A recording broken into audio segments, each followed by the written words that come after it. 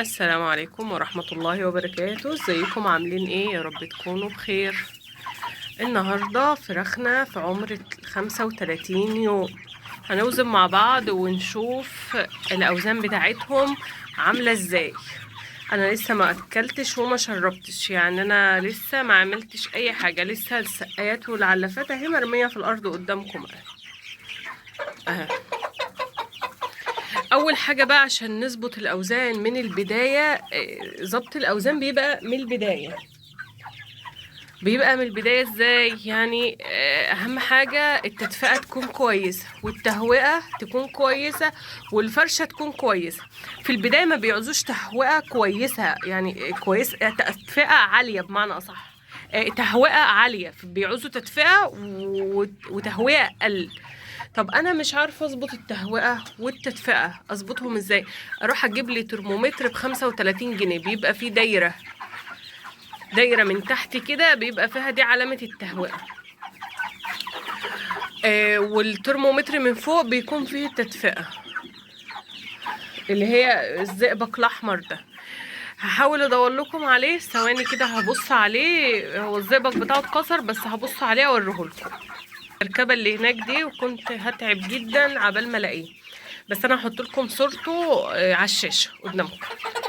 تعالوا بقى، قلنا تدفئه وتهوئه وفرش، الثلاثه دول من البدايه لحد الاخر برضو. بس البدايه بيبقى التدفئه صعب جدا، وانت طول المكان دافي، ولو ما كانش فيه ترمومتر بتحسي ان انت ما عملتيش حاجه. اعرف ان ازاي ان التهوئه بالعين كده، ان التدفئه مظبوطه.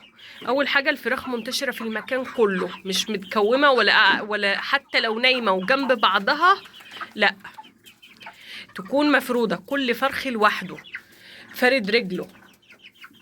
دي علامه الايه، التدفئه. لو جنب الحيطه وفاتح بقه، وجنب بعض ومرصوصين جنب الحيطه وفاتحين بقهم، يبقى دي كده التدفئه يعني ايه، بايظه شويه. يبقى دي التدفئه عاليه، هنعوز نهوي او نعوز نقلل التدفئه شويه. دي العلامه. التهويه، الفرخ راقد مرتاح. شايفين الفرخ ده بيعمل ازاي؟ فاتح بقه ازاي؟ اللي هو الفرخه دي كده حرانه. الفرخ بيبقى بيعمل كده. ليه بقى الفراخ بتاعتي حاليا بتعمل كده؟ لان انا اتاخرت عليهم، وتدفئه الليل ببقى مزوداها وببقى مقفله فبالتالي هما دلوقتي انا لسه يعني مفتحه، فهم هيبداوا شويه ويستردوا صحتهم يعني. آه، دي عرفنا علامه ان الفرخ يبقى حران. انما بقى الفرخ بقى كويس، قافل بقه، بيجري في المكان، بياكل. دي كلها علامات ان الفرخ تمام معانا وزي الفل. دي العلامات. ايه بقى اللي بيظبط الوزن معانا برضو؟ احاول ما اخليش الفرخ يجيله اسهال. وبرضو من اهم العوامل فرخ كويس، تهوئه، تدفئه، فرشه. الاربعه دول، فرخ كويس، تهوئه، تدفئه، فرشه كويسه. الخامس حاجه ودي الاهم بقى معانا، العلف برضو كويس. الفرخ بقى ما يجيلوش دول 5 حاجات لو موجودين عندك، خلاص اعرفي ان انت دورتك تمام ان شاء الله.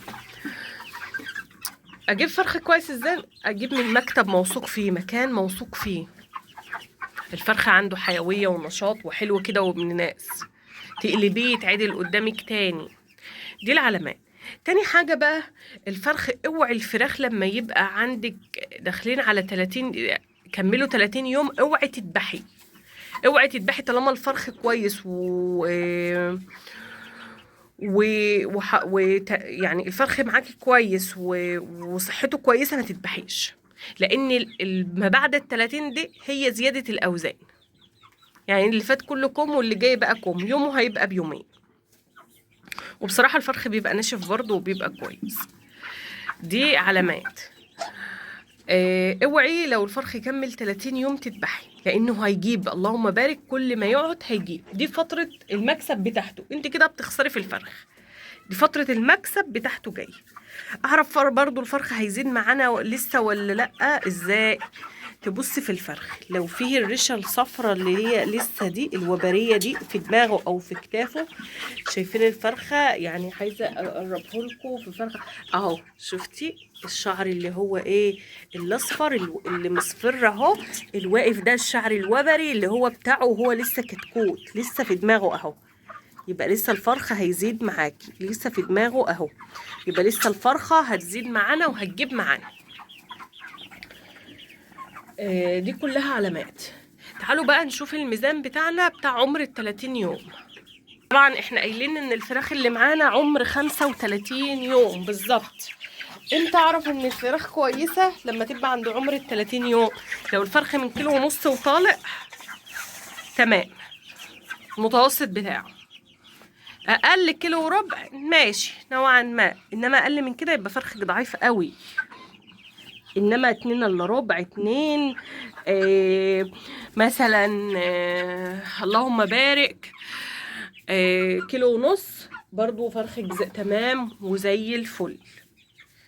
ماشي. احنا معانا الفراخ النهارده عمر 35 يوم. الفراخ لا اكله ولا شاربه يا جماعه، والله لا اكله ولا شاربه.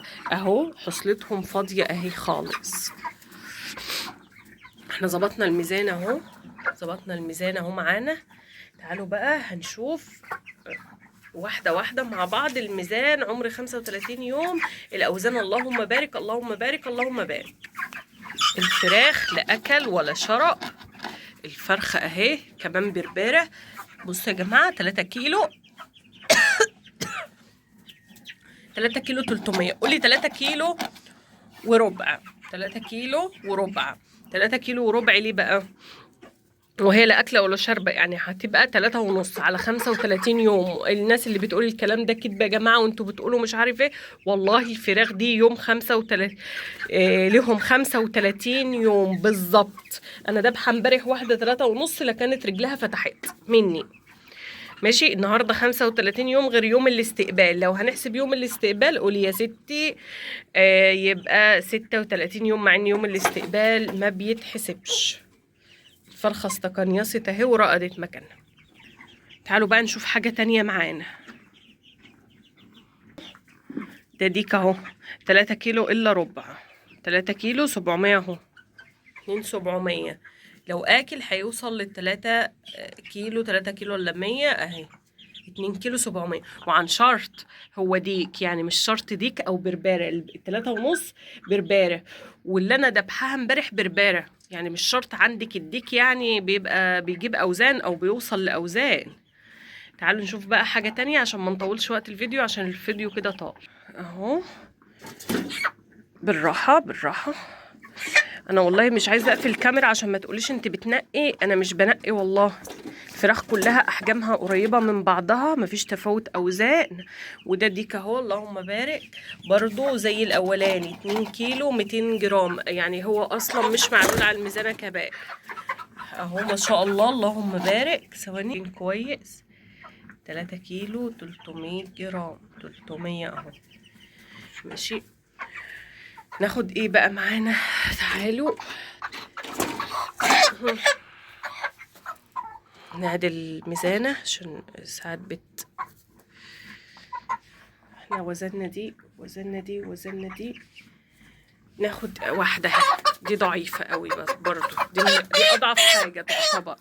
دي اضعف حاجة تعتبر بالنظر كده ان هي اضعف حاجة. لا مش ضعيفة ولا حاجة، هي حلوة اهي. 2 كيلو 600 جرام، يعني برضو الا ربع. تعتبر اضعف حاجة موجودة هنا.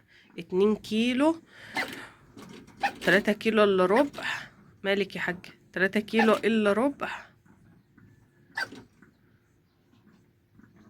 من غير اكل ولا من غير فطار ولا من غير اكل ولا شرب اهو.